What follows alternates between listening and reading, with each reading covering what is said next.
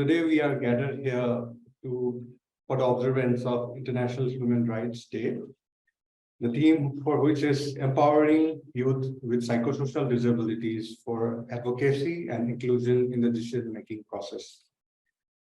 So firstly, I would like to welcome Fiza Mustafa from TCI, who will be guiding us with the webinar features and technical elements. Fiza. Hello, everyone.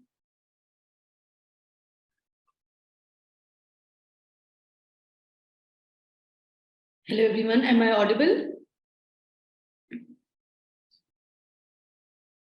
Hello, everyone, and good morning. I'm Fiza, Programs Coordinator at TCI-Global.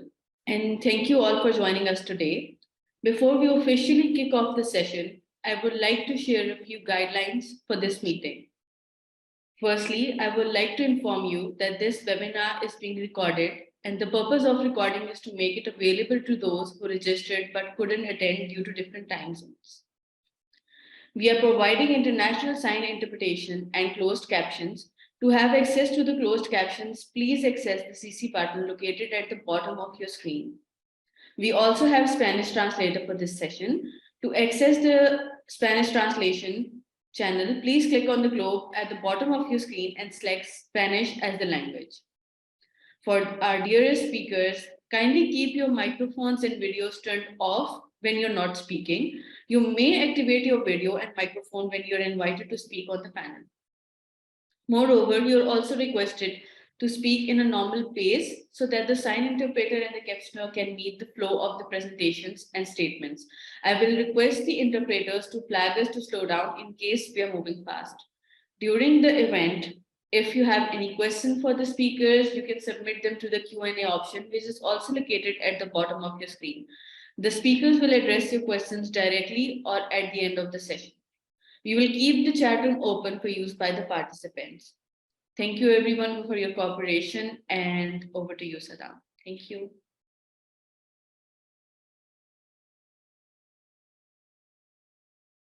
Saddam, you're on mute. Thank you so much, Fiza.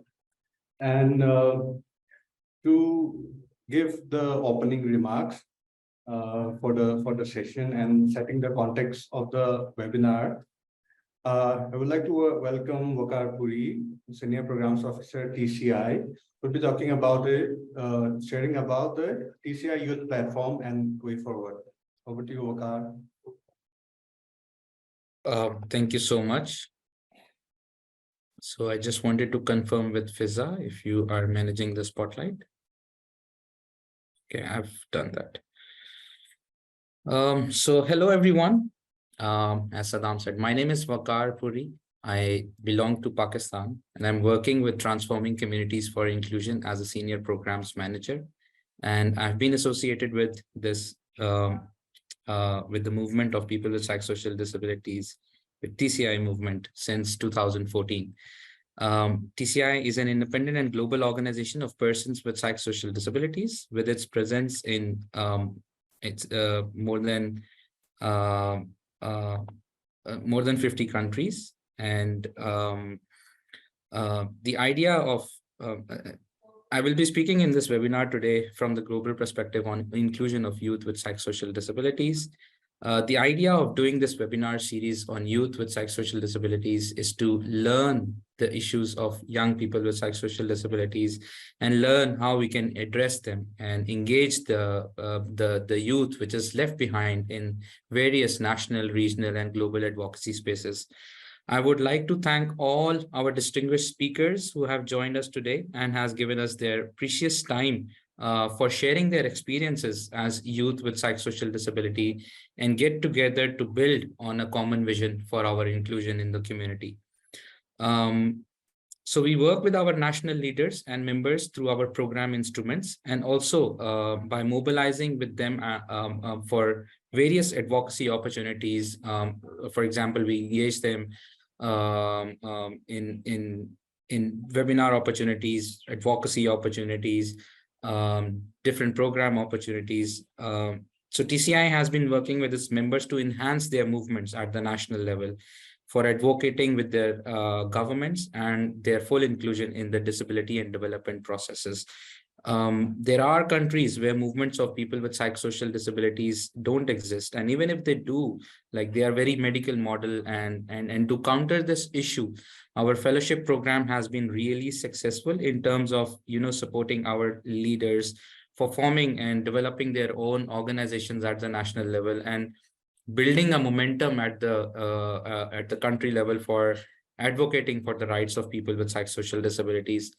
Along with this, TCI also opens other opportunities for its members, such as microgrants on specific thematics, OPD support grants to support advocacy initiatives, which they start in the fellowship program. Then they continue with an OPD grant program, and they can also apply for a micro grant program in TCI.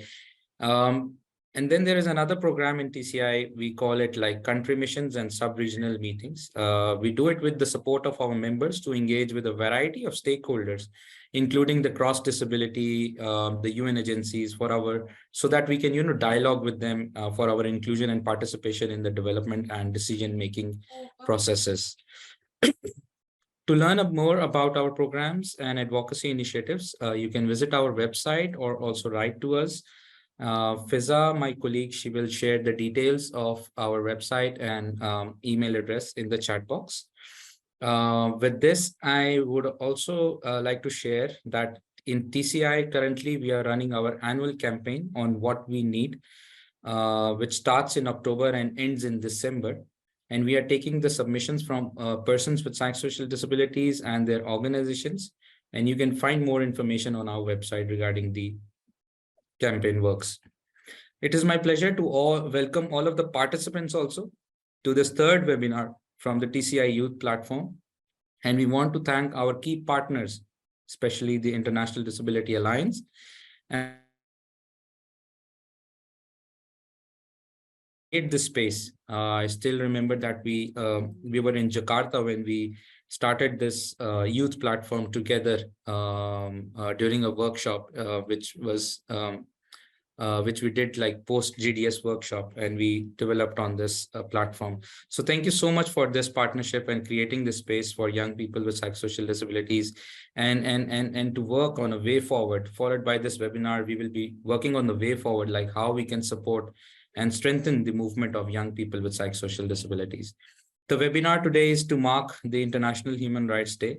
As you know, young people with psychosocial disabilities, we deserve equal human rights and fundamental freedoms to which other citizens of our countries have access to. Young people with psychosocial disabilities are often, left behind in majority of aspects of their lifespans and are denied equal access to health, education, social, economic, political, and cultural opportunities. In friends and family circles, our opinions are not at all respected, and we are labeled as mad kids or people with unsound minds. We are not involved in any decision-making processes, not by our families, not at our work environments. We face the issue of not being included in the decision-making processes by the governments. We are not involved in the development programs at the national level by the cross-disability organizations. To share like what we need as youth with psychosocial disabilities to be included in the community. As youth, we are mentioned as agents of change, but unfortunately, there is a huge issue of power imbalance. Youth leaders are not identified, their capacities are not strengthened, they lack mentorship and capacity building opportunities. We are not encouraged to step forward, take leadership, and build our movement for raising the voice in our society for our inclusion. There is a huge issue around our identity. In society, we are still tagged as persons with mental illness, persons with mental people, who are mental patients, persons who are unsound mind, mad persons, etc. and etc. We are still confined to the mental health legal systems, which takes away our legal capacity to explore opportunities, take risks, make our own decisions, and enjoy all fundamental human rights on an equal basis to others. if you see like the issue of institutionalization, it is increasing massively. There are many countries where youth with psychosocial disabilities are commonly found in mental health, mental asylums, rehabilitation centers, psychiatric clinics, nursing homes, and variety of care institutions facing long-term confinement and isolation.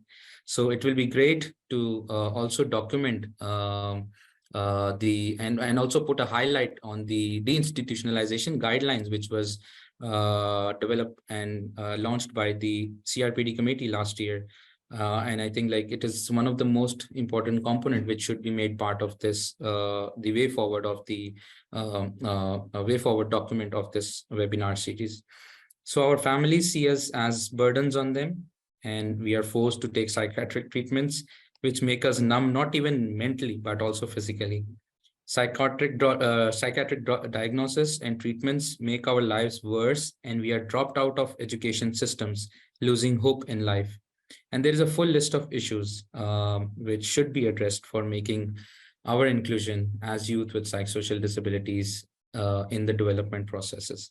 With this, I will stop and hand over back to Saddam for inviting all the different speakers who have joined us today from different regions. They will share their experiences and recommendations. And I would really want to thank all of you for joining us today for this third webinar on youth with psychosocial disabilities. Over to you, Saddam. Thank you. Thank you so much, Waqar. Well, talking about TCI and the opportunities that TCI provides for young people, and for the issues related with institutionalization guidelines developed by the CRPD, and how more young people could be included in this process. So before I give my keynote address, I would like to welcome all our speakers.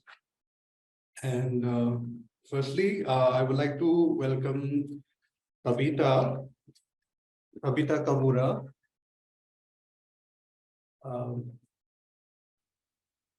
Are we highlighting them or?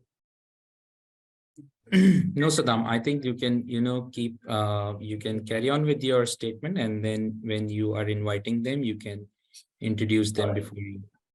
All right. So before we start, then I would just like to provide some. So I will be speaking on the challenges and opportunities on the implementation of the institutional guidelines, linking it to how it can be strengthened for effective implementation. So hello everyone again. I would just like to share mostly based on the experiences from my state and from my country, India, and what challenges that we are facing because of institutionalization. So in a small state like Manipur, which is in the border region of India and Myanmar, forced institutionalization is a very common practice. It is seen as the only way to rehabilitate people in the name of care and support. The government, both central and state, invests in social welfare programs for rehabilitation in the name of recovery. That is the biggest obstacle that we are facing as young people and everyone. For example, a person who uses substance is taken to institutions and rehabilitation forcefully, especially during an unconscious state. There are cases where a person is forcefully picked up from home and placed in institutions. Like we are currently facing a crisis in Manipur. Currently, we received 3 calls from families of transgender persons to put them in institutions, during this emergency also. So this is a very common process that happens in our country. But for older populations, they were taken to old age homes by their children during COVID or left out on the streets. The trend continues even now in our own country. So forced medication in the institution and also heavy post-recovery medication by doctors and practitioners change the attitudes towards them and result in lower help-seeking behavior. They somehow stop therapy and relapse. One thing which is very common among LGBTI individuals is about one illegal practice to forcefully change the gender and sexual orientation of the persons. One of the community persons who identify himself as transgender man was forcefully admitted to a rehabilitation center for women substance users for months. Upon consultation with our team, he was later diagnosed with bipolar disorder, but the family had taken it to the substance use disorder facilities and was mistreated. So these are a few examples, and there are so many cases like this where many young people end up in institutions either because there is no awareness about psychosocial disabilities or sexuality, or to avoid responsibilities in case of elder populations. The idea of institutionalization as a sole mechanism for rehabilitation is a challenge to the United Nations mechanisms itself. It must be reiterated that institutionalization is not just a form of discrimination violating the CRPD, but a form of violence itself that dehumanizes the community in the name of recovery. The shame, the abuse, the torture, including chemical, mechanical, and physical restraints that we experience in institutions degrade human values.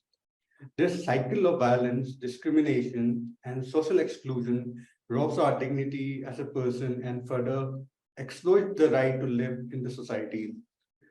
So, what are the few elements that we are looking forward to avoid, which are needed for the implementation of guidelines? Definitely, our advocacy becomes one of the main points where many DPOs and NGOs, caregivers and communities have no idea about the guidelines. So we need to have a more work on advocacy for the people and the community. And another is the capacity building, that is like training the caregivers and community on the guidelines and the principles of CRPD. One important thing about it is research, that we need to find out more diverse, inclusive, and intersectional ways of recovery to integrate into community settings to avoid isolation. And to achieve all these things, the most important thing becomes the resources that are very not available. Funding to advocate and impact through grassroots and diplomatic dialogues. So continuing to my key address, I would like to go ahead with other speakers who have done immense work in their own countries and regions on psychosocial disabilities and with many young people. So, firstly, I would like to welcome Tabitha Kabura. Hello, Tabitha. Tabitha is a youth leader in Kenya, identifying as a young woman with a psychosocial disability. Since 2011, because of their experiences with mental distress, they have engaged with advocacy, both for the rights around mental health as well as disability inclusion.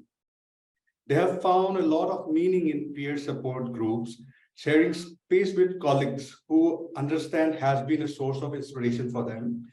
As a result of this, they and their friends created a community-based organization called Mental Voices Africa, where they share their stories, their documentaries, to put a face on the experiences of young people with mental health conditions and psychosocial disabilities. They are an active member of CIC Kenya, where they champion for inclusive communities in Kenya. I would like to welcome Tabitha.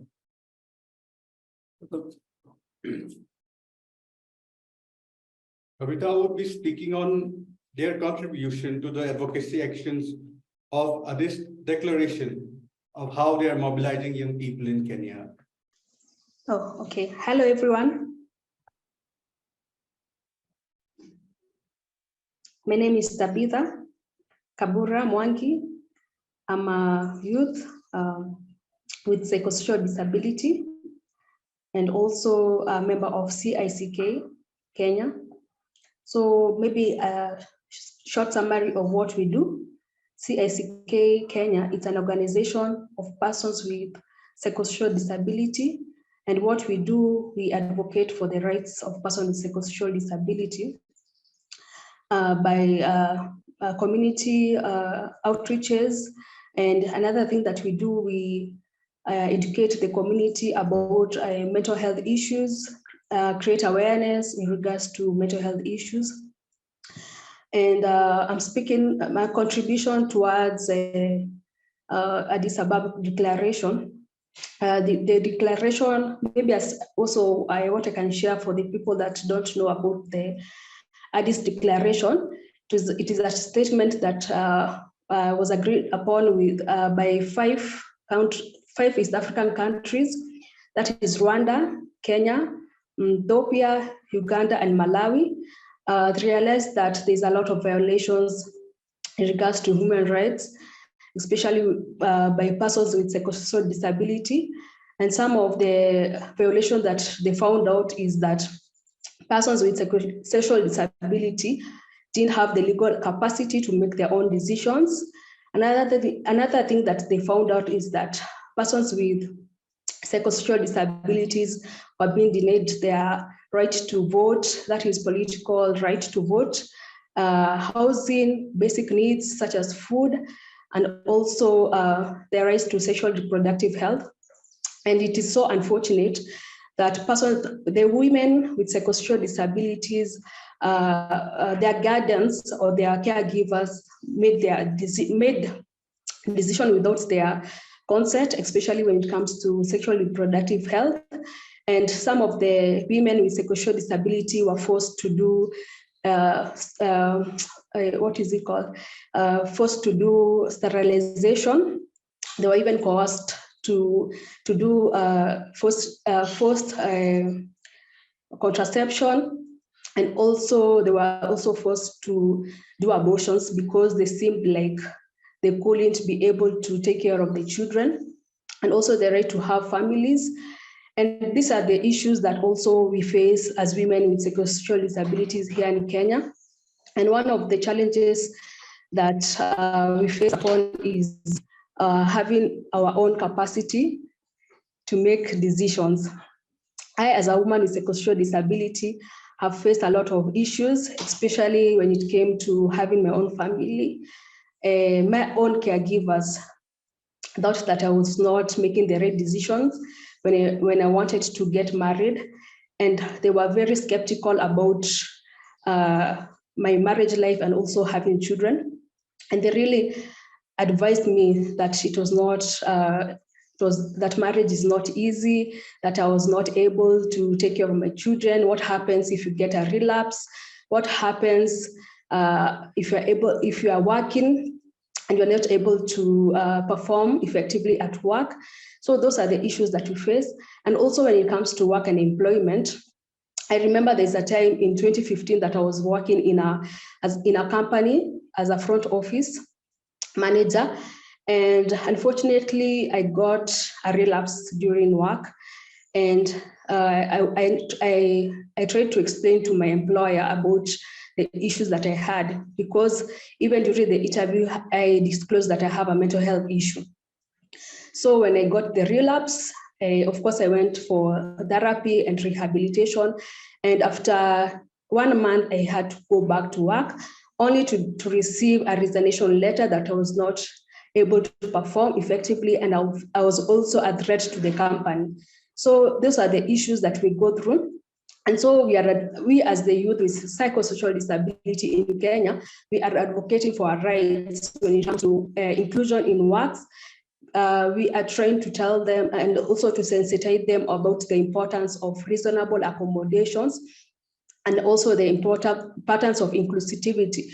And also we are trying to also sensitize them about that having a mental health issue or a psychosocial disability is not an identity, and they should look at the qualification and the productivity of person with psychosocial ability and not the condition that someone has.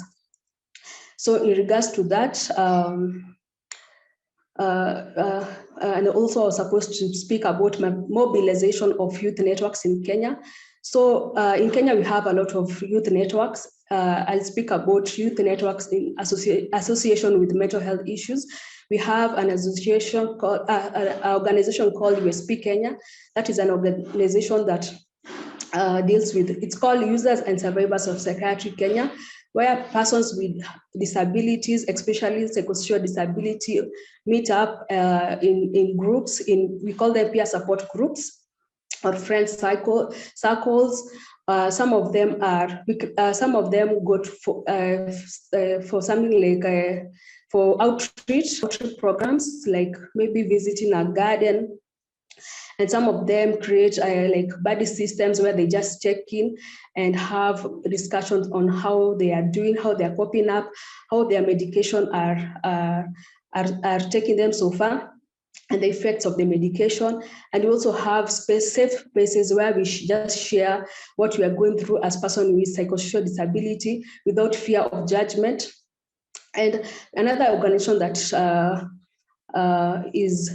we have in Kenya is CICK, the organization that I'm a member in. It's called Community Championing for Inclusive Community in Kenya. That was created by Masharia under a TCI program fellowship.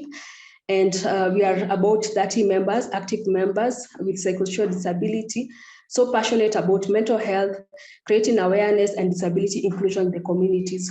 So we are trying to raise our voices, and we thank Masharia for the training that we have gone through that has built our capacity to share about our experiences. Another group that we have in Kenya, it's called Bipolar Society of Kenya. We have Bipolar Heroes of Kenya. And all these organizations work in collaborations just to build our capacity and also to be vocal about issues of psychosocial disabilities. And how we mobilize them is that we work with the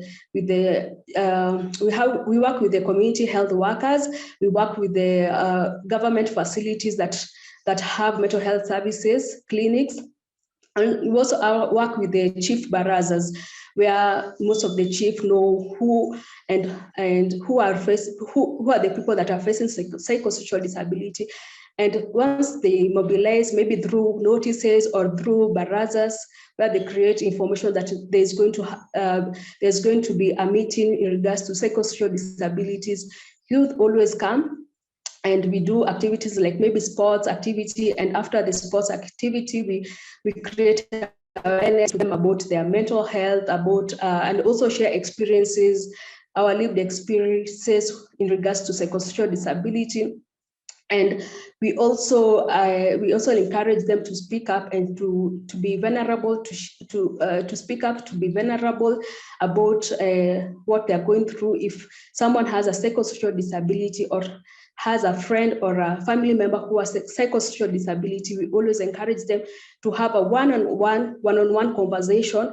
And once you find someone that has that needs help, we always refer them to a community health worker, and the community health worker will later on refer that person to a mental health clinic, and that person gets help. So that's how we mobilize youth networks in Kenya. And we are hoping to change the world through sharing our positive experiences and touching people's life. And so far, I can say that we have done a lot in regards to creating awareness and inclusivity in Kenya. Thank you so much. Thank you so much, Tavita, for your work in Africa and about highlighting the work you do with your team for championing for inclusive communities in Kenya. Thank you so much. So next, I'd like to welcome our next speaker. Our next speaker is Yodit Despai from Mental Health Services Users, Ethiopia. Yodit is a person with a psychosocial disability and is working from Ethiopia. She is 32 years old and possesses experience of working with mental health service users. She is also a preschool teacher. She is a Bridge CRPD alumni and has experience of advocating for the rights of people with psychosocial disabilities. So welcome, Yodit. Yodit Could you please share your experiences on importance of being included in the cross-section disability networks? Like what has been the situation in Ethiopia, and how do you see this declaration as a tool of advocacy? With you, Adil. Thank you, Sadam. Thank you so much, everyone, for this amazing gathering here to empower the youth in the psychosocial disabilities. As mentioned, my name is Yorita Sky from Ethiopia, a female youth with psychosocial disabilities, an executive member of Mental Health Service Users Association, which is a user-led organization focused on advocacy, awareness raising, and peer support. As we all witnessed or experienced in our life, individuals with mental illness who are receiving care in institutions suffer greater human rights violation than the individuals who are in a correctional facility. While those in the psychiatric care may not have committed a crime, they are subject to similar or worse removal of rights and liberties as a criminal offender. Individuals with mental health concerns are often stigmatized by societal and cultural views. These individuals, individuals with mental health concerns are often stigmatized by societal and cultural views. These individuals struggle to find support within their community, will also be participating in decision-making, social gatherings or events, be able to build assets, or for stereotypes such as those with mental illness are feeble, aggressive, or low intelligence, or a victim to paranormal influences. We should also note that the stigmatization is a primary cause of human rights violations. The violation and stigmatization of individuals diagnosed with mental health includes discrimination surrounding employment, marriage, parenting, family planning, access to health services, sexual violence, access to housing, entitlement to vote, access to basic education. In a country like Ethiopia, social life is a key and norms are relying on each other. The stigma and discrimination would also add to the pain and makes it so hard for violation and a lot worse terms of human rights violations. I am proud to hint that Addis Declaration was born in my native city, Addis Ababa, meaning a new flower.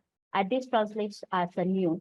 This declaration has brought a new perspective. Sorry, Yodit, for interrupting you. There is a red flag from the interpreters to speak a bit slow. Sure. My apologies. I am proud to hint that Addis Declaration was born in my native city, Addis Ababa, which means a new flower. Addis translates as new, so this declaration has brought a new perspective and discussion to my fellow members of the association and the stakeholders in my country, where mental well-being is a taboo and where many of us are not comfortable yet and is still mostly associated with a flaw of a person, a spiritual weakness, or a punishment of a creator. As a result, we have been facing too many difficulties as we have been working on desynthesizing the concept and making CRPD and the declaration available to our members. The very first struggle with working with cross-disability network is the common idea of not understanding the term or having an identity of psychosocial disability and labeling it as labeling the lived experience as mentally ill and accepting it as only a medical condition. This term is used after a diagnosis, which is labeling, then treatment or a cure directed by an expert, which gives the idea of having a flaw of a body or abnormality. Individuals in this context need to be treated or normalized to continue to be part of the society. As a result of the idea, the cross-disability movement thinks that our association name signifies treatment user or patient. So the name is the Mental Health Service Users Association, and we need to change it into something relatable with disability. So the word disability in Amharic is, which is our official language in Ethiopia, it describes only the physical disability. The word akal means body, and gudatenya means being hurt or being deformed. So the word disability only mentions akal gudatenya, which translates into being physically disabled. So which also focuses on physical flaws or being, with having issues. Individuals with psychosocial disability also face a stigma from our fellow organizations or cross-disabilities movement. The second challenge we are facing is as a result of the first challenge is that our members are still not aware of their own identity since they have not been given the right insight or have not been accessing the right awareness. The information is available considering mental well-being is only a form of medical terms or a cultural interpretation of the subject. As a result, our advocacy work with the Cross Disability Network, we have been able to raise some concern considering the change of the name of disability, the Amharic term, and the members were divided in this term. Some members were okay or agreeing that and understanding the concept of psychosocial disability, whereas the other part of the member of the group they could not accept the fact that they're disabled, but they're patients and that they need treatment. I guess recovery is a personal journey. We acknowledge that there should be more advocacy in this matter and more discussions and the accessibility of the documents, such as the CRPD, the Addis Declaration with updated Amharic words like disability. The Addis Declaration has served as an eye-opener to the concept of identity and the barrier that comes along with it. Currently, the discussion has been initiated. We've also believed that we need to work on desensitizing the members with various stakeholders by raising awareness, by focusing on dismissal of traditional beliefs and cultural competence that are against human rights and working towards an inclusive community-based support system. We focus on our two main tasks, which are creating awareness of psychosocial disability and collecting data to prove the urgency of the need to make a vivid, persistent changes and creating a better inclusive community by aggressively participating in the legal framework and policy making. That's what I would like to share. Thank you. Thank you, Yodit. Thank you, Yodit, for highlighting the struggles that people in Ethiopia are facing. Like it is very common with what we are facing in India and also across how people with disabilities with lived experiences are treated as mentally ill and it's only accepted as a medical condition. And the second challenge of lack of awareness about our own identity. So these are very important issues that we as young people need to address. But I would like to welcome our third speaker, Purnima. Purnima Madhusya Pali, if I am pronouncing it right. Purnima is a self-advocate who uses her lived experience to sensitize other people among youth. She is from Sri Lanka. Purnima has experienced psychiatry and was institutionalized for 21 days. During 21 days of her hospital stay, she woke up as a positive thinker who started looking at things differently. Today, she lives a life with confident youth as a member of B4I. She is also trained by Consumer Action Forum on live story writing.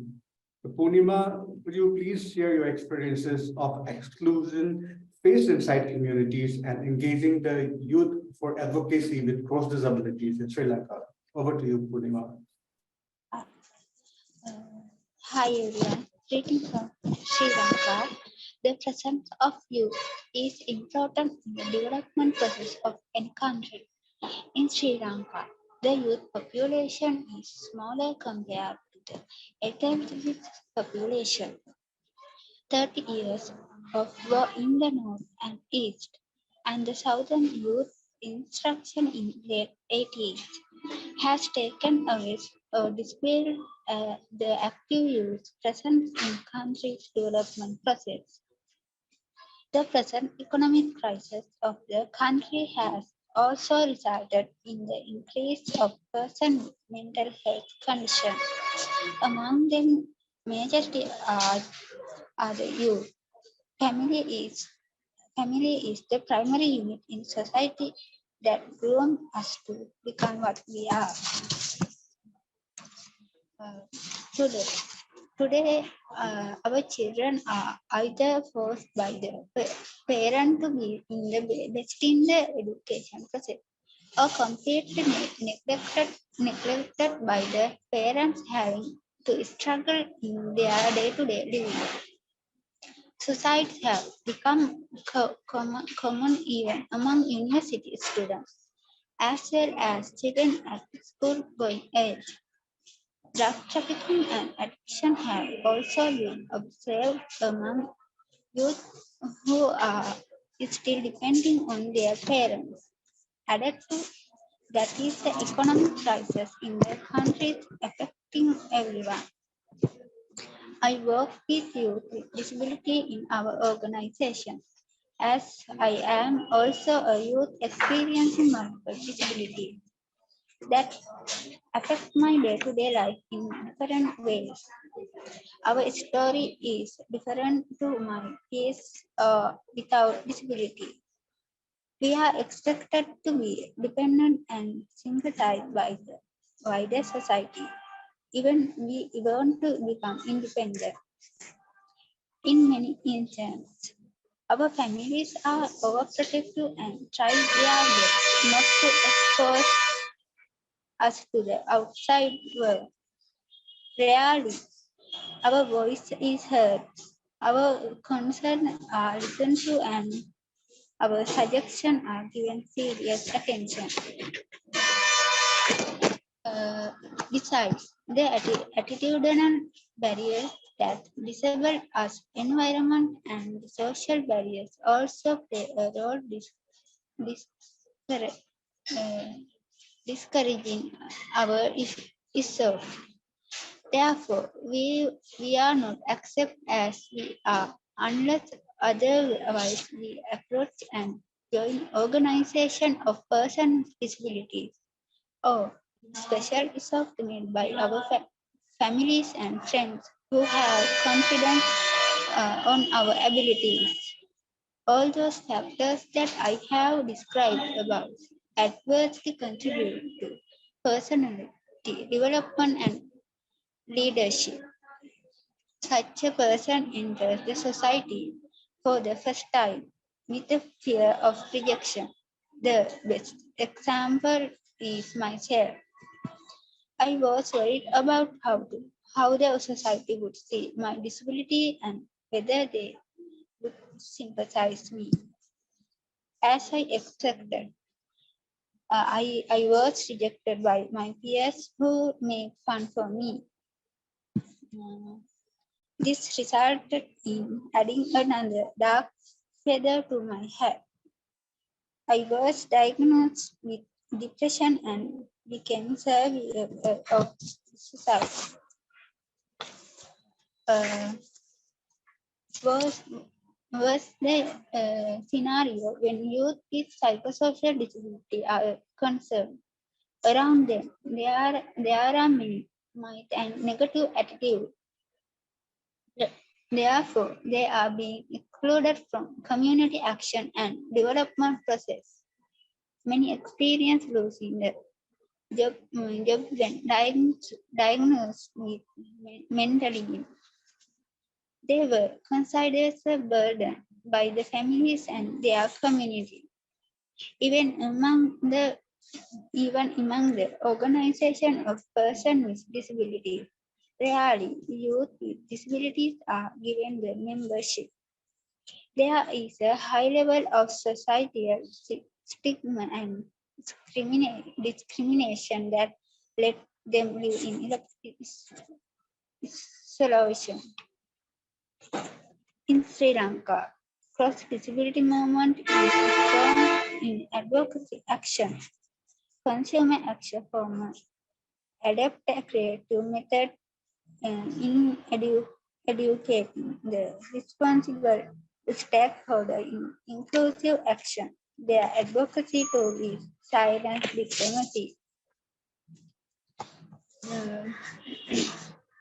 Uh, it provides opportunities for other parties to learn about abilities of persons with psychosocial disabilities and build confidence about them.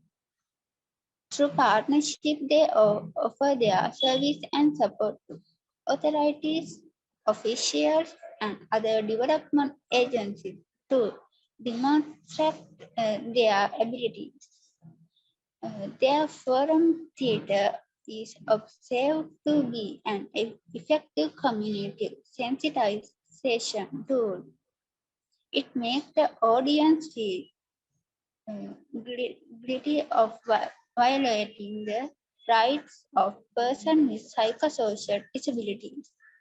Another technique they use, another technique they use is the human library. They use it in sensitizing the service provider, policymakers, development practitioners, civil society organization, and community leaders. In both these occasions, they use their life story as the base to education. They were able to capture the attention of leaders with disability by engaging them partnership action on communication inclusion. Consumer Action Forum and member of Cross Disability Movement believe highly on partnership as the solution to change the societal attitude. They found engaging youth without disability prone to mental health condition is also a requirement to accelerate this process. Yet, the challenge is the lack of interest among our youth with psychosocial disability for joining such mindful efforts. That is due to high level of stigma and discrimination. Thank you. I am so thankful to TCI-Global team for giving me this opportunity to represent the youth in Sri Lanka.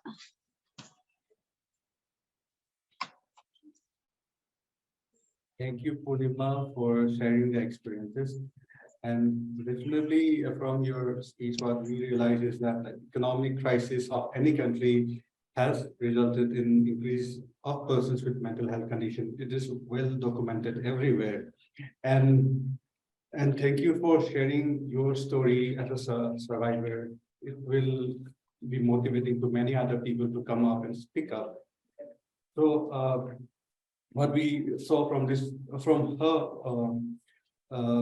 example of Consumer Action Forum was how they have used the tool of silent diplomacy, where they use forum theater group called the Theater of the Oppressed, and also another technique of human library. Thank you so much for sharing this examples from your team.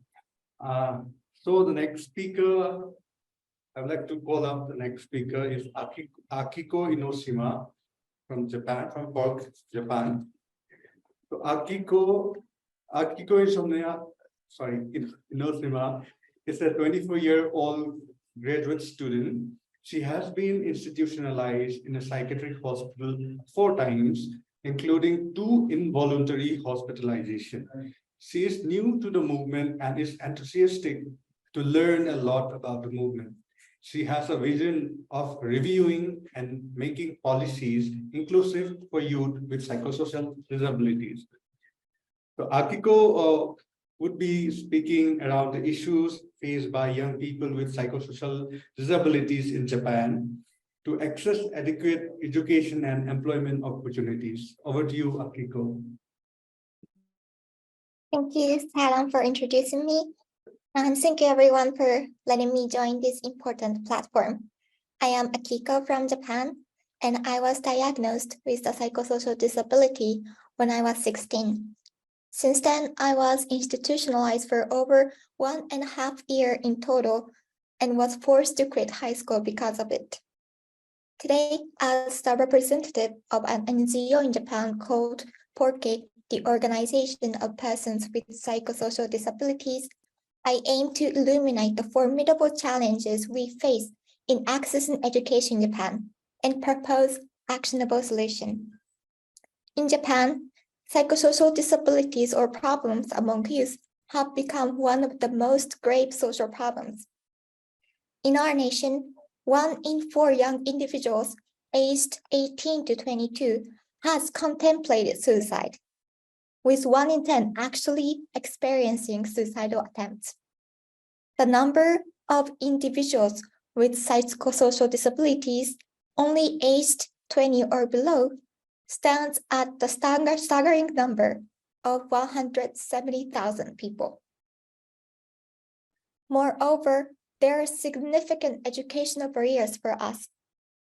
At least 1 in 40 public elementary and middle school students is unable to attend classes regularly due to their psychosocial problems. Furthermore, people with psychosocial disabilities have a high dropout rate from high school or universities. And most concerningly, the perpetuation of segregation of education between regular students and disabled students is so strong. Many parents with children with disabilities are devastated by this educational segregation. Some parents commented that our wills were not considered at all. The government told us that if my child has even the slightest disability, she should go to a special school.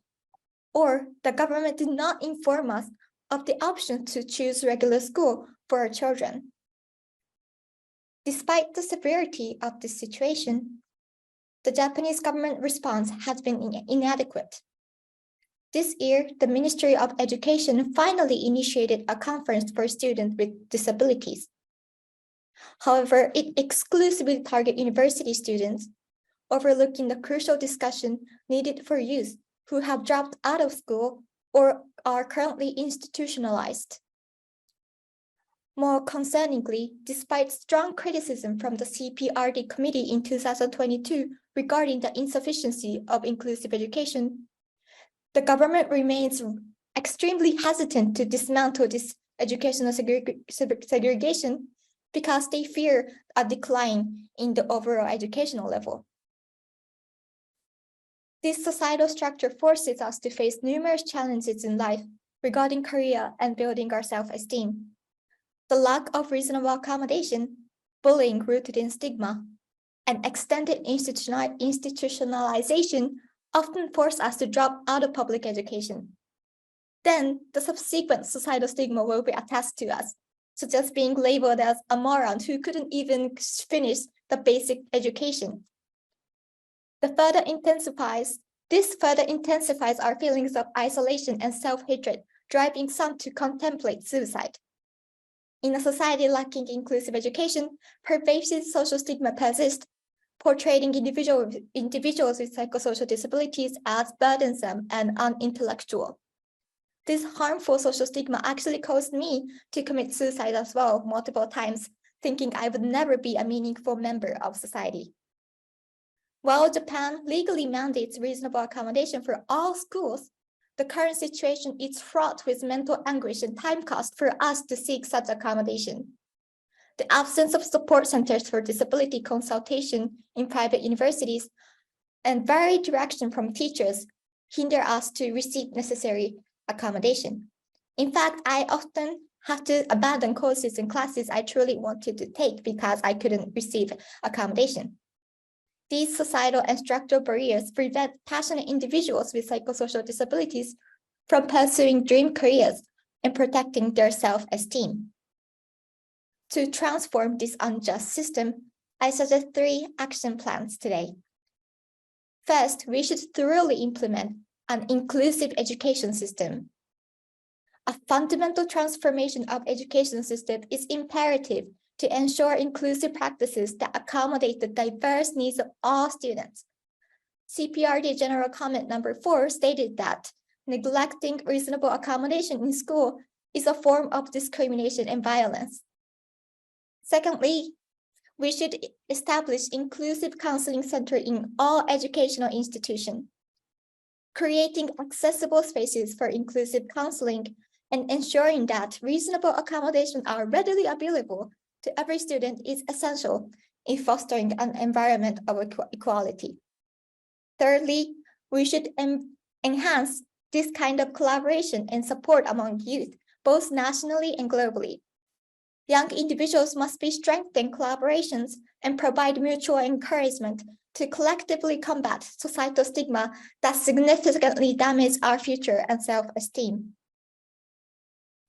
In conclusion, the journey for youth with psychosocial disabilities in Japan to access education is riddled with obstacles, and it is our collective responsibility to dismantle these barriers. By advocating for inclusive education, fostering supportive environments, and breaking down social stigmas, we can empower ourselves to overcome challenges and lead fulfilling lives. Let us strive for a society where education is truly accessible to all, irrespective of disabilities. Thank you.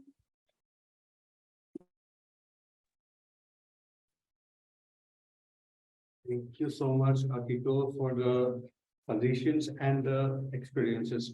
So it is quite alarming to know in Japan that, that the data that you shared is very alarming and it's something needs to be done. And the example of education segregation is one of the biggest challenges that everyone faces, and it needs an immediate intervention, not only in Japan, but almost everywhere in the globe. So you have mentioned about the lack of reasonable accommodation, bullying, which creates stigma and discrimination among young people, and also for your suggestions on creating an inclusive education system, about inclusive counseling centers, and also about the need for collaboration among youth internationally. So thank you so much. I would like to call our next speaker. Our next speaker is Valeria Borrero from ALC Colombia. Valeria is a woman with psychosocial disability and a historian by training. She is located in Colombia and is a member of research and advocacy team of ALCE. She is a person with lived experiences of using mental health services and has been involved in first-person movements that have rethought outside the clinical and medical framework. So Valeria would be sharing their experiences of psychiatry and institutionalization from Colombia, like what should be done to engage more voices of young people with psychosocial disabilities. Valeria, the floor is yours. Hi, so first of all, I want to say thank you for inviting us. I'm speaking as a representative of ALCE, which is an organization that struggles against psychiatric violence and the normalization of psychiatric violence in Colombia. And what I want to talk about today is the broad prospect of institutionalization of young people in Colombia. So the biggest thing that we see is that institutions in Colombia, in general perspective, engage with youth facing psychosocial disabilities through suicide prevention. In Bogota, we had a case of a young man named Sergio Rego, and this case transformed the country. In 2014, Sergio made the decision to end his life after having been a victim of homophobia and suffering even more discrimination due to the constant negligence of his school, other institutions, and adults that were involved in his life and his partner's life. Sergio's suicide awakened a wave of dialogues and days of rejection towards homophobia and gave a rise to a series of mental health prevention initiatives never seen in the country before. And today, for example, a nonprofit foundation in honor of Sergio Rego operates with a hotline called the Lifeline.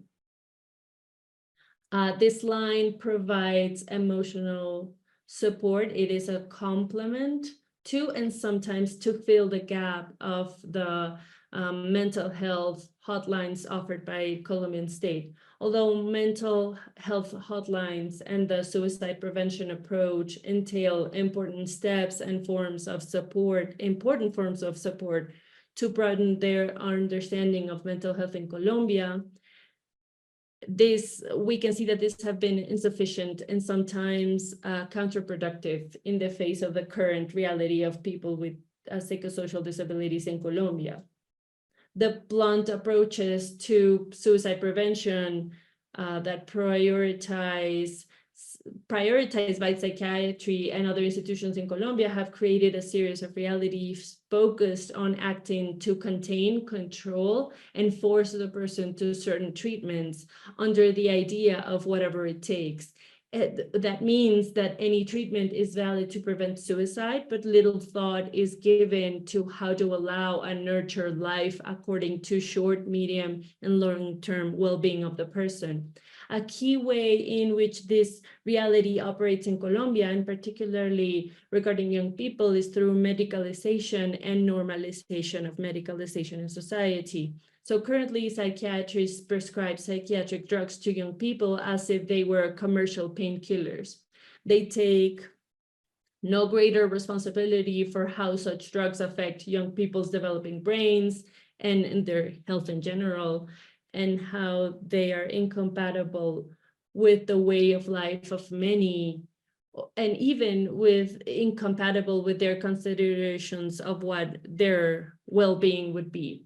And the same happens with stays in psychiatric institution and forced therapies, where it is common to find spaces for re-victimization, minimization of problems to a biomedical consideration, which makes less and less sense in the current time to explain the pain of the people in a deeply patriarchal country that is affected by the armed country since the 60s. And that has given us a generational trauma, an important line of generational trauma. And also considering that this space is not only re-victimize, but create new forms of violence that also have to do with surveillance and punishment. And in these types of violence not only happen during the institutionalization, but afterwards. So this politics in the spirit of avoiding death leave aside other considerations and questions of how to lead life, recognizing the diversity of the individual, their context, and their well-being as a whole. And this is an even more prevalent issue in young people because of the social perception of them as being beings with less agency and therefore less capacity to legitimately express their will, and less in the face of a psychiatric imposition of truth, of an hegemonic truth. And given that, if you add to this the dimension of a psychosocial disability, in the eyes of a doctor, you are left with a person who cannot and should not have a say in how to lead their lives. So young people with psychosocial disabilities experience a double vulnerability. The normalization of these practices is reinforced not only by the state and medicine, but also by educational institutions such as universities, which offer institutionalization as the only response when faced with conflicts of psychosocial discomfort. And very little educational institutions, and most of them don't take seriously the creation of protocols or books of ruling to give a real policy regarding reasonable adjustments that can guarantee a more wholesome approach, not a course to course. So universities internally are have very little flexibility in their response to the discomfort of the young people go to institutionalization. So we ask, how can the biomedical model respond to or to alleviate thousands of student distress given the precarious and flexible study conditions with debts of millions of pesos that are common in Colombia? And we also ask ourselves, how can psychiatry respond to the discomfort without falling back on the individual? For example, of millions of female students who are vulnerated and harassed by their peers and teachers constantly. And how can we respond to this when the voice of young people in these situations, deeply related to their lives and context, are not considered worth listening to? So today there are youth mobilizations in Colombia, particularly in the student movement, but there's still a long way to go to put people with disability, with psychosocial disabilities in the forefront of these spaces and other spaces. So that's why in ALCE we advocate for the creation, the growth, and the strengthening of this struggle, specifically from the politicization of discomfort and the collectivization of discomfort. And we believe that this is a fundamental first step to imagining wider, caring, and loving worlds. I want to thank you all for listening.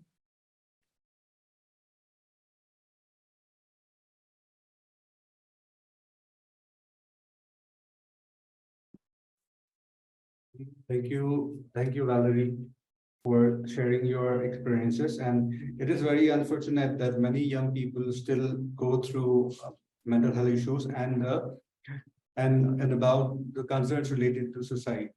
And suicide prevention is something that we need to emphasize again in levels like schools and colleges. And for giving the example of your student movement working together to create a safer and inclusive spaces in colleges and universities. So last but not the least, speaker, let me welcome him. Our next speaker is Moses Savada from Youth Committee of International Disability Alliance, who is also a supporting organization of this webinar. So, Moses. Okay.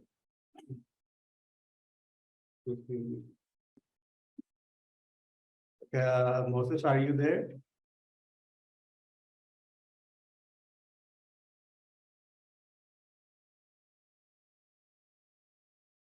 So Moses Savada is a disability rights inclusion activities with over 5 years of experience, highlighted by his contribution to the founding of the Uganda Federation of Hard of Hearing, where he currently volunteers as a programs director, and enormously contributed to the establishing sub-national structures for the organization.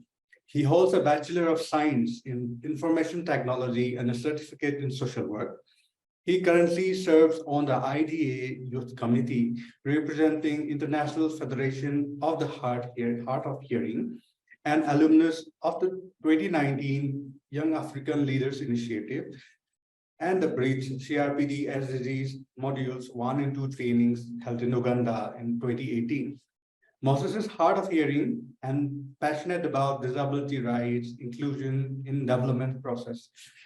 So the floor is for Moses. And Moses, could you share about the solidarity of the cross disability for raising our voice as a global voice for our capacity strengthening and inclusion? Like this house support from IDA Youth Committee to enhance the platform for mobilizing young people. Over to you, Moses.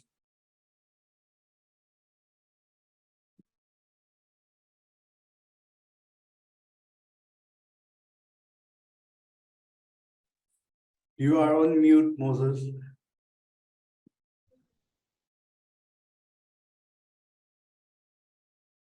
I'm sorry for the inconsistencies. I can hear you now. I had a couple of issues to deal with here with my computer. Especially thanks for inviting me to be part of this panel and discussion. The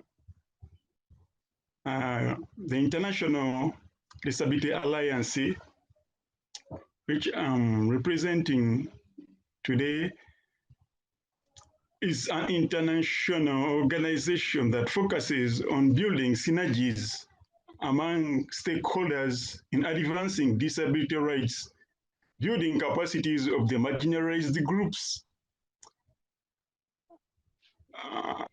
building capacities of marginalized groups, and since its establishment, the IDA has worked towards supporting and bringing together organizations of persons with disabilities so as to amplify their voices at the global level. The International Disability Alliance established a committee of youth in 2021 and also co-hosted a full global disability summit for youth representatives in 2022. Transformation communities for Inclusion and International Disability Alliances have together been hosting a number of consultations around the Global Disability Summit 2022. It is therefore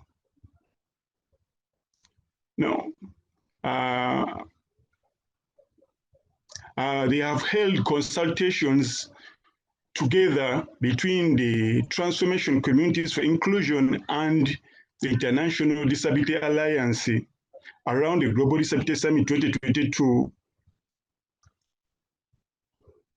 The consultations including national consultations and those ones for pre and post Global Disability Summit. It is therefore important that we can consolidate the already established platform in advancing disability solidarity of the cross-disability to raise voices as a global force for capacity strengthening and inclusion. Youth with disabilities have continued to be excluded and left behind in development agendas, programs nationally, regionally, and internationally. This justifies the need for a dialogue at different levels. These dialogues must be in a form of a bottom-up approach, starting with the national or rooted within the national, regional, and international levels. Youth with disabilities are having some key challenges they face, especially those with psychosocial disabilities, which include unemployment, stigma, and lack of access to information. A lot of information is shared through various platforms, but they are hard to access for persons with disabilities, especially they are those ones who have specific user needs and requirements. Disability user-friendly technology needs to be in place, and specific devices need to be disseminated to support the diversity of different disability categories to be able to use and benefit from technology. There are various disability categories, including hard of hearing, psychosocial disabilities, those ones with severe cerebral palsy that need specific technologies to support their information accessibility and participation.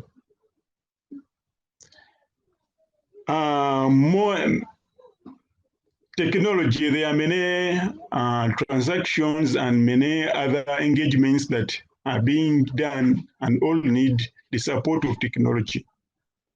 As such, persons with disabilities need to be supported with user-friendly technologies and also disseminated and made them available if they are to leave no one behind.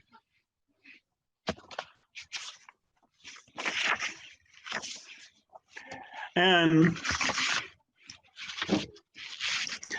there is need to have a formulated and designated tool that to be adopted and fronted by all young people with disabilities across the globe. This tool shall be a cornerstone of one voice in mobilizing all young people to stand up in ensuring that the challenges they experience are presented in a similar approach to attract uniform remedies. There is need to include youth from underrepresented groups, including psychosocial disability. This means that there is need to create a generation of self-advocates who shall eventually be mobilized into a formidable voice of solidarity that would advocate for the rights of young people with disabilities nationally, regionally, and internationally. More trainings about the Convention on the Rights of People with Disabilities and the Sustainable Development Goals to empower youth with disabilities with advocacy skills that can enhance their efforts to advocate for disability inclusion. The CRPD contains specific rights that needs to be promoted, respected, and protected. It also stipulates the roles of different stakeholders, including duty bearers. The CRPD would be a very good guiding principle for the advocacy interventions of different youth with disabilities, especially those with psychosocial disabilities, bringing them together with the community. IDA, the composition of the International Disability Alliance has a diversity of many representatives who come with different skills and experiences. It would be important to leverage on the experiences of the committee members to provide technical support and leadership towards mobilizing young persons with disabilities to have a consolidated voice through their organizations and youth with psychosocial disabilities.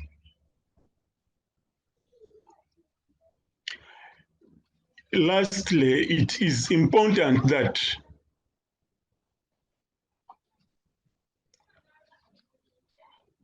young people with psychosocial disabilities are involved and included in development programs, thematic by thematic, let's say in the education, the employment, and other important program interventions.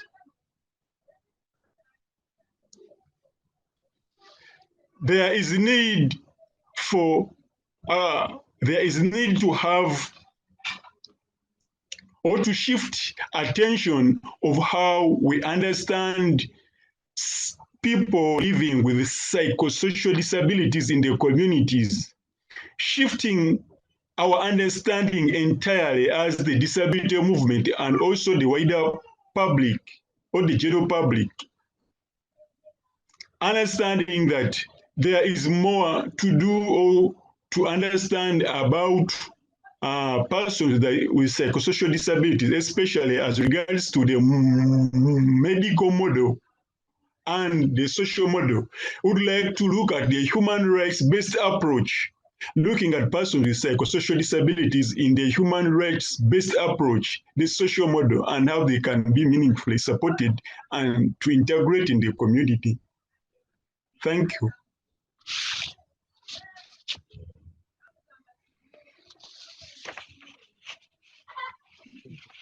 Thank you, Moses. And your emphasis on creating more youth leaders, creating a generation of self-advocates as a voice for solidarity, and training more young people on CRPD and SDGs. So Moses is our last speaker.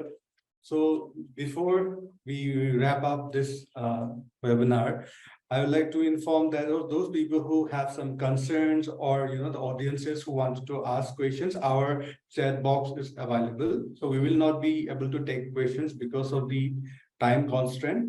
So, but you are all welcome to reach out to TCI and also to put your concerns in the chat box.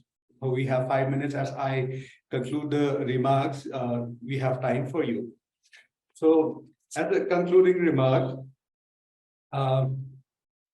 I would like to thank all the speakers, support people, interpreters, and participants. And also from this webinar, we have realized that there is a long way for young people with psychosocial disabilities to go, the movement for cross disability across the world. We have heard from young people representing from different countries and continents. And it brings us to the idea that we need a lot of awareness, we need a lot of capacity building, we need a lot of resources and research to carry forward this conversation on creating a youth platform. So thank you so much, and hope that everyone has a good time ahead. It may be good morning, evening, or night. And thank you. And Vakar, if you have any concluding Yes. remarks from your side, please hand over to Vakar. Thank you so much, Saddam. So I just wanted to add in that I've shared one Slido link in the chat box. I would request you to, open this link in your computers and also disseminate this link with your peers in your networks for, adding any recommendations you think which would be important, any remarks you want to give. You can put your remarks in this Slido link. And maybe we'll make sure that we document that remarks in our final report. So I would suggest, I would request all of the speakers and all the support persons to just, as this is our third webinar and it is the last webinar of this series. So if we can, turn on our videos and we can take a group photo.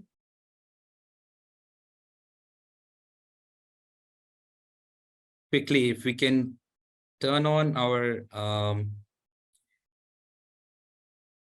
videos and we can take a group photo, and I will remove the spotlight.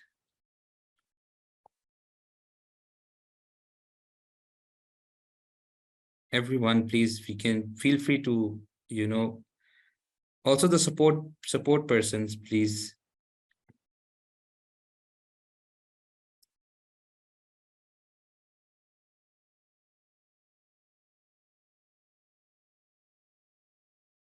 Okay, I see Tabitha is just connecting. So we'll wait for her so that she can also participate in the.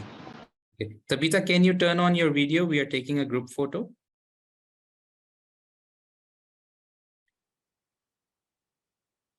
Yes. Purnima is also missing, I think. Purnima, yes. Purnima, can you turn on your video?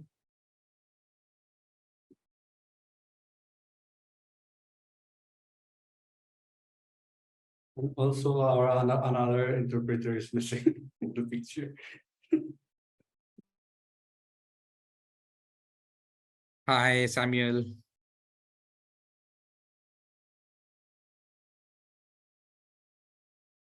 Okay, so so I'll take a group picture now. Just a second. So I will on the count of 3, but I want all of you to smile. 1, 2, 3.